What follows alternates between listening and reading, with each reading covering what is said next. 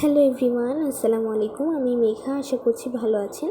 তো চলে আসলাম আজকে আমার সেই প্র্যাকটিক্যাল নিয়ে, যেটা হচ্ছে আমি কি করেছিলাম না করেছিলাম আমি তখন বুঝতেই পারছিলাম না, কিন্তু অবশেষে আমি আমার কাজটা ঠিকঠাকভাবে একদম আমার নিজ হাতেই কমপ্লিট করেছি, একাই কমপ্লিট করেছি। আর যেই সুতাগুলো দিয়ে করেছি এটা হচ্ছে সেই সুতাগুলো, আমি 3টা কালারের সুতা কিনেছিলাম এই কাজটা করার জন্য।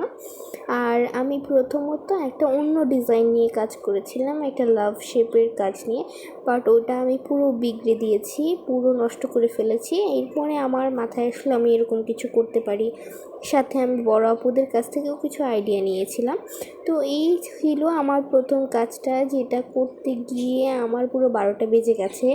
আমি অসুস্থ হয়ে গেছিলাম পুরো, আমার শরীর ব্যথা করছিল, ঘাড় ব্যথা করছিল, মাথা ব্যথা, প্লাস চোখ ঝাপসা হয়ে আসছিল এক নাগাড়ে। এই কাজটা এত হার্ড ছিল। আমি একটু অন্যভাবে সেলাই করতে চেয়েছিলাম, একটু ডাল টাইপের বা ফুলগুলো একটু ভরাট করে দিতে চেয়েছিলাম, বাট করতে গিয়ে আমি হজবরল করে ফেলেছি। আমি যে কী করতে চেয়েছি কি না, আমি সই তখন ঢোকাতে পারছিলাম না। অথচ আমি যখন লাস্ট কাজটা আমার কমপ্লিট করেছি তখন আমি খুব পারফেক্টলি একদম নর্মালি, কিন্তু হ্যাঁ আমার একটু বেশি সময় লেগেছে। আমি 2 দিন ধরে ওই একটা কাজ করেছি, যেটা নাকি মানুষ 1 ঘন্টায় কমপ্লিট করতে পারে। এটা আমার আম্মুর কথা, আম্মু বলেছে যে 1 ঘন্টাতেই এই কাজ কমপ্লিট করা সম্ভব, কিন্তু আমার সেটা করতে 2 দিন লেগেছে। বাট আমি সন্তুষ্ট, কারণ আমি নিজ হাতে নিজের আমার এটা একটা অভিজ্ঞতা হলো বা একটা অর্জন হলো। আমি মনে করি আমি নতুন কিছু শিখলাম, এইটাই হচ্ছে আমার পাওয়া। আমি মনে করি এই যে কলেজের প্র্যাকটিক্যালগুলো, ইউনিভার্সিটির প্র্যাকটিক্যালগুলো, এইগুলো থেকে আমি মনে করি আমি নতুন নতুন কিছু শিখি। যেমন আমাদের এখানে সেলাই শেখানো হয় বলতে আমাদেরকেই শিখতে হয় আর কি, কাজগুলো করতে হয়, কিন্তু শেখা তো হচ্ছে, তাই না? তারপরে এই যে স্টিচিংয়ের কাজটা এখন শিখলাম।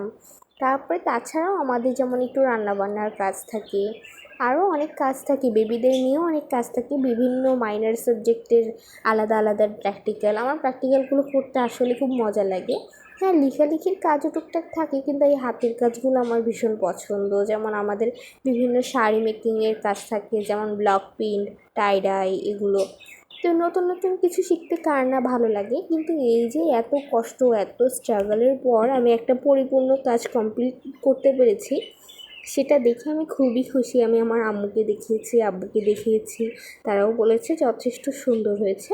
তো আপনারাও বলুন যে আমার এই স্ট্রাগলটা কমপ্লিট হলো কি না, আসলে আমি ভালো কিছু করতে পেরেছি কি না, নাকি সেই আগের মতো হযবরল কিছু একটা তৈরি করে তারপর প্রেজেন্ট করেছি আপনাদের সামনে। অবশ্যই আপনারা আমাকে জানাবেন।